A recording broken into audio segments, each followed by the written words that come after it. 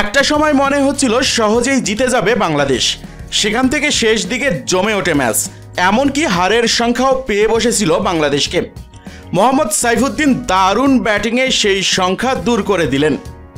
শেষ ওভারে দারুণ এক জয় পেল বাংলাদেশ জাতীয় ক্রিকেট দল। আর এমন জয়ের ফলে দেশের মাটিতে সর্বোচ্চ রান তাড়া করে জয়ের রেকর্ড গড়ল বাংলাদেশ। চট্টগ্রামে সিরিজের দ্বিতীয় টি-20তে আয়ারল্যান্ডকে 4 উইকেট এবং 2 বল হাতে রেখে হারিয়ে শ্বাসরুদ্ধকর এক জয় পেয়েছে বাংলাদেশ। এই জয়ে 3 ম্যাচ সিরিজে 1-1 সমতায় ফিরেছে টাইগাররা। লক্ষ্য ছিল 171 রানের। উড়ন্ত সূচনা করেন পারভেজ হোসেন ইমন, কিন্তু তার সঙ্গী তানজিদ তামিমকে ফিরতে হয়েছে হতাশা নিয়ে। 16 বলে 26 রানের উদ্বোধনী জুটি ভাঙে ইমনের সঙ্গে তামিমের ভুল বুঝাবুঝিতে। 7 বলে 10 রান করে বলার ম্যাকার্থির সরাসরি থ্রোতে ফেরেন তামিম। তবে তামিমকে হারালেও ইমন আর লিটন দাসের ব্যাটে পাওয়ার প্লেতে ঝড় তুলেছে বাংলাদেশ। 6 ওভারে টাইগাররা তোলে 1 উইকেটে 66 রান। ইমন খেলছিলেন বেশ আত্মবিশ্বাসের সঙ্গে। তার সেই আত্মবিশ্বাসী ইনিংসের ইতি ঘটে ডেলানির বলে রিভার্স সুইপ খেলতে গেলে। 28 বলে 5টি 4 এবং 2 ছক্কায় প্রায় 154 স্ট্রাইক রেটে ব্যাটিং করায় ইমনের ইনিংসটা থেমেছে 43 রানে। এদিকে ছক্কা মেরে 50 পূরণ করেন লিটন দাস 34 বলে। 50 করার আগে অবশ্য একবার জীবনও পেয়েছেন তিনি।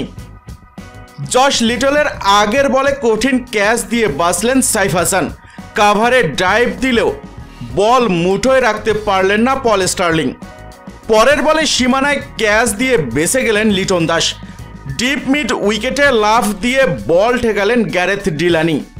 কিন্তু বল পরিষ্কার করার জন্য খেলোয়াড়েরা নিজের প্যান্টের পিছনের দিকে যে রুমাল বা টাওয়াল রাখেন, কুশনে পিঠ দিয়ে পড়ার আগে উপরে ছুঁড়ে দিলেন বল।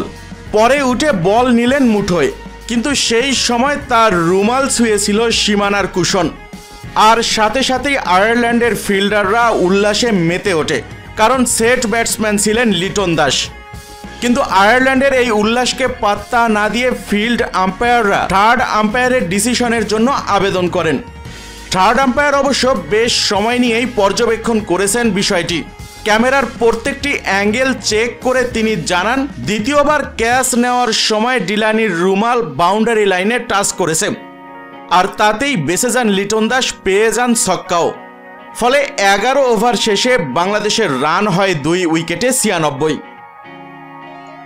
তবে ইনিংসের 15তম ওভারে মার্ক অ্যাডায়ারের বলে এলবিডব্লিউ হয়ে ফিরতে হয় তাকে।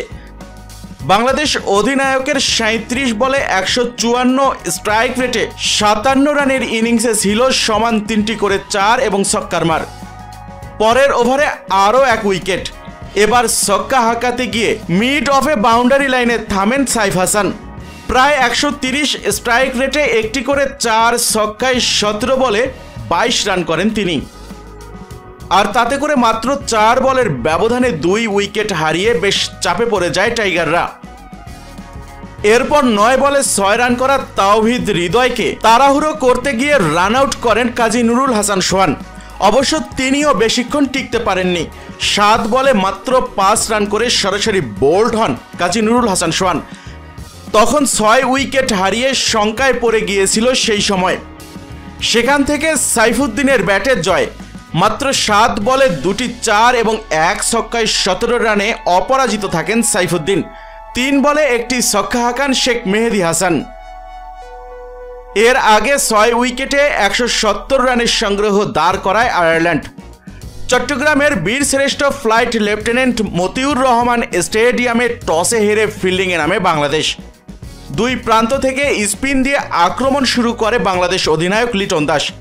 তবে বাজিমাত হয়নি। শেখ মেহেদী আর নাসুম আহমেদের প্রথম 2 ওভার থেকে 27 রান তুলে নেয় আইরিশরা। তৃতীয় ওভারে 1 বল হওয়ার পর ফ্লাড লাইট বিভ্রাটে খেলা বন্ধ থাকে প্রায় 12 মিনিট। প্রায় অন্ধকার হয়ে যায় পুরো মাঠ। 2 দলের ক্রিকেটাররাই তাদের ড্রেসিং রুমে ফিরে যান।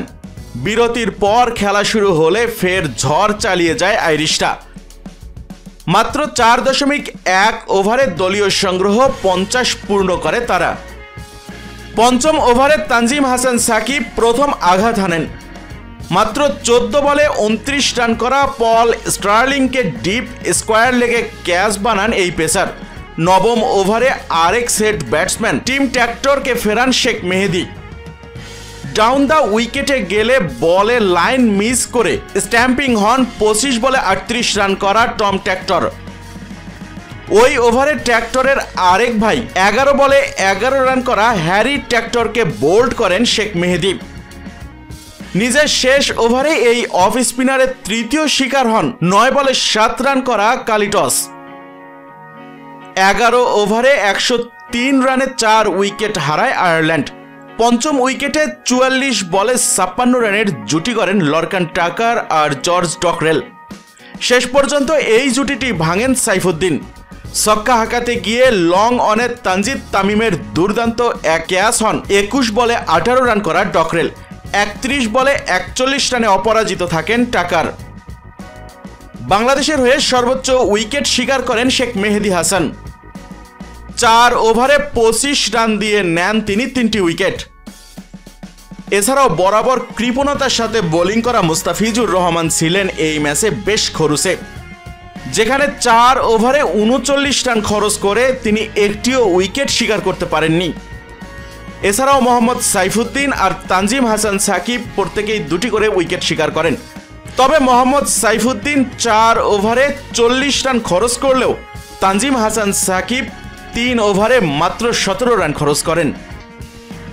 কিন্তু দর্শক মণ্ডলী, আপনাদের কাছ থেকে জানতে চাইব দ্বিতীয় এই ম্যাচ নিয়ে আপনাদের মতামত কি।